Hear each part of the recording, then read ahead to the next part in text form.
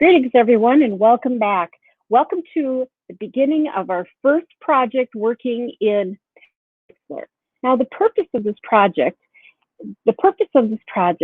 is for you to learn how to use some of the tools in Pixlr. And again, remember, they're very similar to those in Photoshop. So, starting again.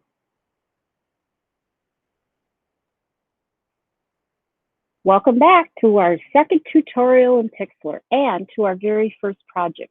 You're going to be creating a project called You, and it's going to be using that picture that I asked you to take of your shoulders up. If you haven't taken that picture, go ahead and take that picture and upload it to your drive. So let's get started. The very first thing I need to do is to pull that picture into my Pixlr interface. So I'm going to click on Open Image because it's already an image. For you, it's going to open your Google Drive. For me, I have to find it on my very well organized desktop. And I think it's called Image. There it is. And I want it to be in its original format this time. And I'm going to apply. Whew, look at that. 2 Secos in one screen. Pretty crazy, huh? All right, so we're going to pause here for a second because I want to talk to you about why are we even doing this in the first place? Why are we doing a project about you? Well, we're doing it for a couple of reasons. One, as I said, we're doing this project to further explore and learn the tools to create images. Because after all, images create a message. So you are creating a message about you. And you're going to be thinking about your favorite color. You're going to be thinking about adjectives that describe you. We're going to look at how certain fonts communicate different messages. We're going to look at ways to make the fonts move all around and what the message is of the font styles themselves and how they're arranged on a screen. So there's a lot of things that are happening in this one project. It's all about communicating a message and learning how to use the tools so we can do more projects. So when I look again on the left-hand side at the tools, I'm going to want to use a lasso tool. And a lasso tool is a selection tool, and it's going to grab a certain part of the image, and then we're going to manipulate it. This time, when I click on the lasso tool, it's right here, it says Lasso Select. I have a lot of options. Now, I know that the one that I want is the magnetic lasso tool. So I click on that, leave everything else just the way it is. So I'm going to go onto this image.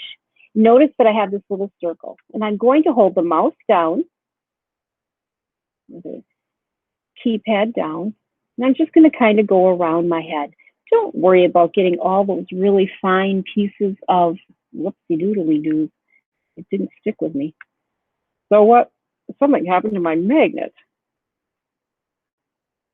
Oop, there we go. Now we're doing it.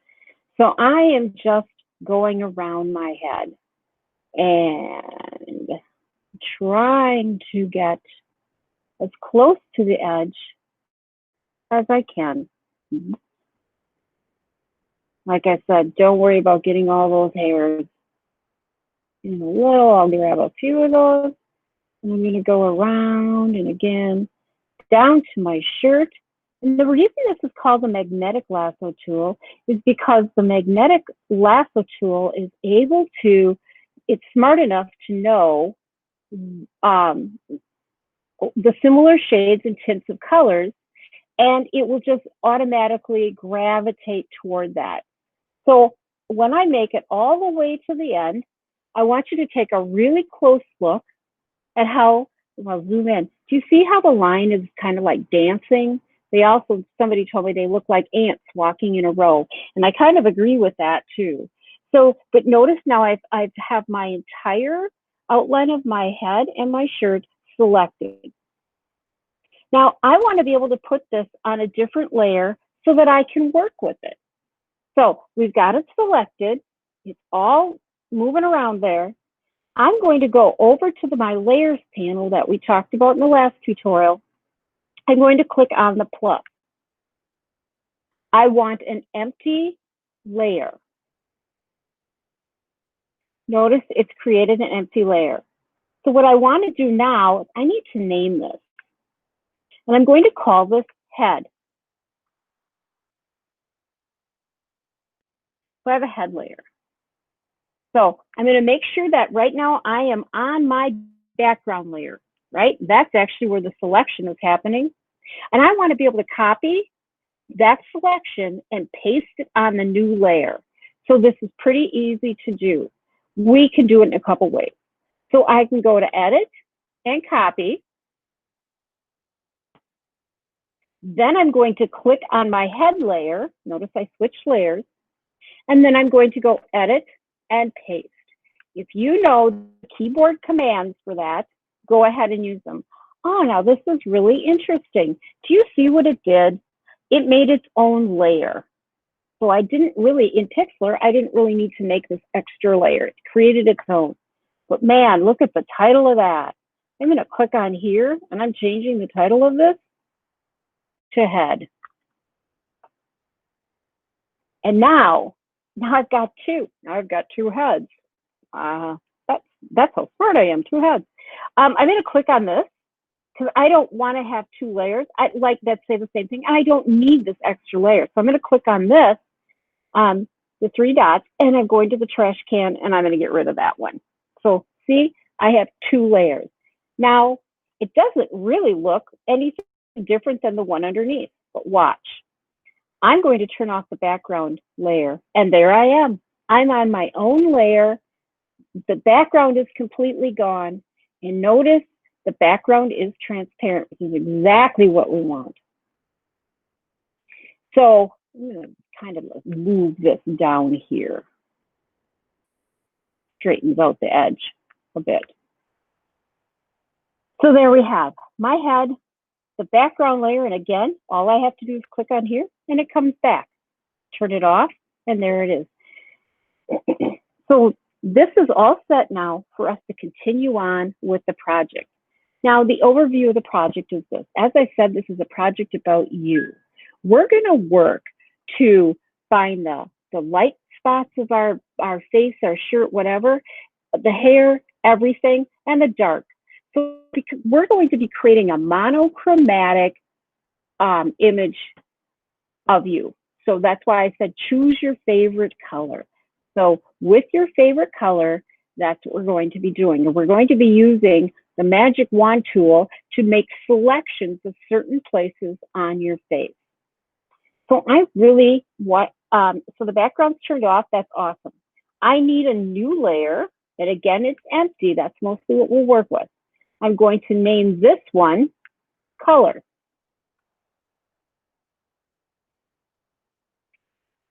So I have my head layer, and I have my color layer. Right now, I'm going to go to my head layer. I'm going to go over to the tools, and I'm going to choose the Magic Wand.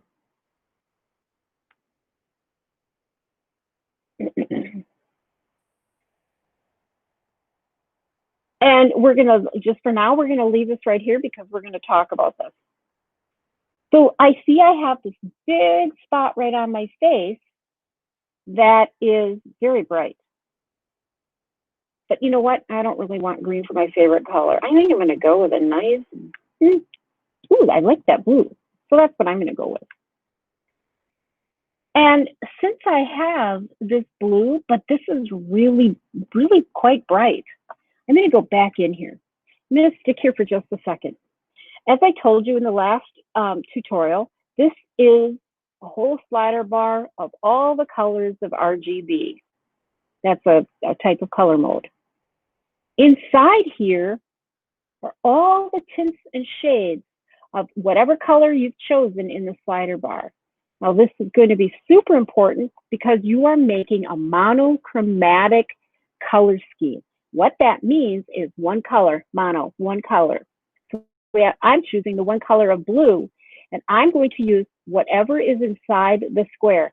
I'm not going to change the slider bar. I'm just going to use the color within the square.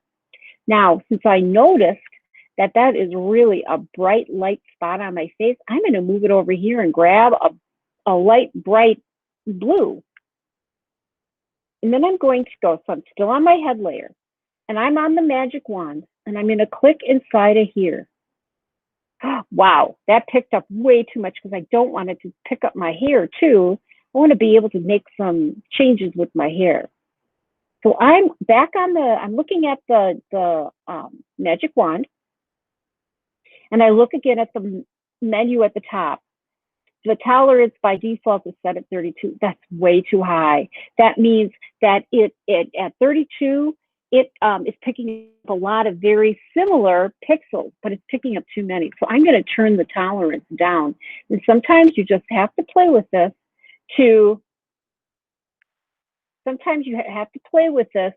just to get to the tolerance that's going to work. So I've got it set at 15. And I'm still on the magic wand, and I'm going to click in here. Whoopsie. Oh, perfect opportunity. What layer am I on? Right, I'm on the head layer. I need to be, oh, never mind. I need to be on the head layer. Oh, goodness. Cancel that. So I'm on the head layer. I do want to be there.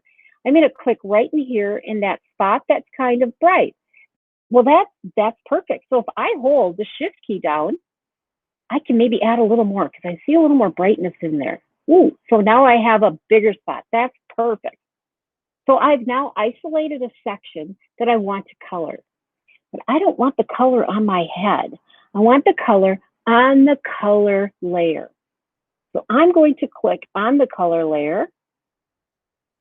And I'm going to go to the paint bucket. And I'm going to put the color in there. Notice I have color there.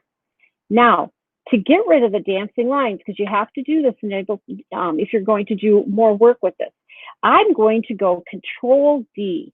Notice they just go away. You could also go to Select and Deselect, but notice the keyboard shortcut is Control D. So now it's gone. Let's see, did I make sure that I didn't get any paint on my head layer? I'm going to turn my color layer off. Look, no paint, it's gone. It's just on my color layer. It's exactly what I want. So let me do a couple of other colors so you can see how this progresses. So I'm going to go back to the selection tool, and I am going to pick this dark spot right here. Whoopsie, I'm on the color layer. That's not going to work. I have to pick the pixels up from my head layer. And I'm going to click right here. Woof, woofda. Looks like something's crawling up my nose. I don't like the way that looks. So I'm going to do Control D, get rid of that. Let me try that again. There, that's better. That's what I was looking for. And I know that that's like a dark shadow there. I'm going to go back over here, and I'm going to get it to be dark, quite dark. Now, I picked the pixels up from the head layer, and now I'm going to go dump that on the color layer. So I click on color, I go back to the paint bucket, and I click right inside of there. And my computer is lagging. There we go. There's a little bit of blue in there. So now, matter of fact, let me zoom in so I can show you the blue. All right. I'm going to zoom out because that's a little bit too much Musico. And I'm going to do, what's the key command, the keyboard shortcut to get rid of the dancing lines? Doot, doot, doot. You're right. It's Control D. Whoa. It's Control D. Oh my goodness. Let's try this again. Why is this not working? Well, when that doesn't work, all I have to do is go to Select and Deselect. And poof, it's gone. Now let's take a look at what this looks like on the color layer. Let's look at what we're building. I turn off the head. Now you can see where it's been dumped. And it's going to start to like fill in all the parts of your head. Let me turn my head layer back on. And I'll do one more just to walk through the process again. So I want to make sure I'm on the head layer, okay? And I make sure I'm on the magic wand. And I think I'll click on this cheek. Whew, that picked up a pretty good amount, and I like that. And that's more of a medium shade right there on my face. So I'm going to click on here, the color, and I'm going to go to a medium. That looks pretty good to me. And now, where am I going to dump the paint? You're right. I'm going to click on the color layer. I'm going to go back to the paint bucket, and I'm going to put the paint right in there. There you have it. One more test. How do you get rid of the dancing lines? You're right. Either Control D, that's for deselect, or you can go to Select and Deselect. And there you have it.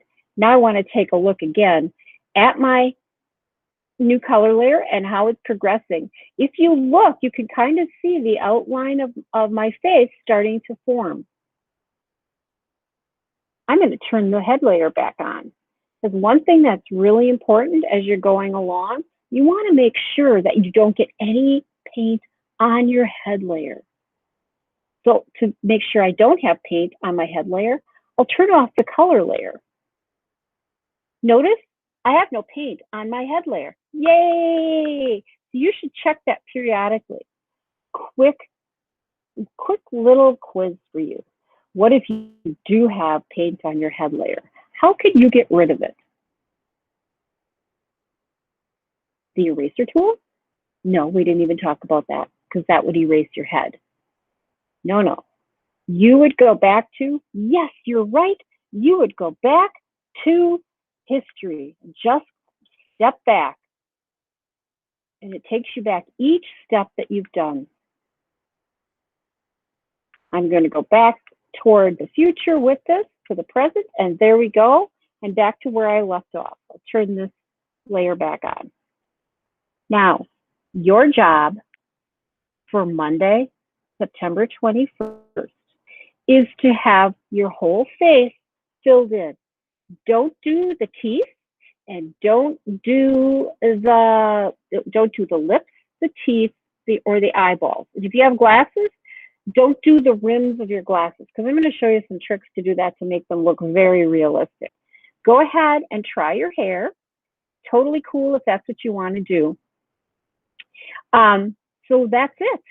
If you have any questions, you can email me, and I'll try to get back to you this weekend. Can't guarantee it, though. Thanks for watching. Play around with this. I have to tell you, I know how easy it is to get frustrated with these tools and some of the procedures. I've been doing this for 15 years, and when I first started, I wanted to take my computer and just chuck it someplace or put it in a bathtub and drown it in water, because some of these tools are very, very fussy and they're frustrating. So if that starts to happen to you, take a deep breath, go for a walk, go slam down a Red Bull, and then come back and start it again. All right, thank you. I hope you enjoyed this. We're on our way to creating our first project. Bye.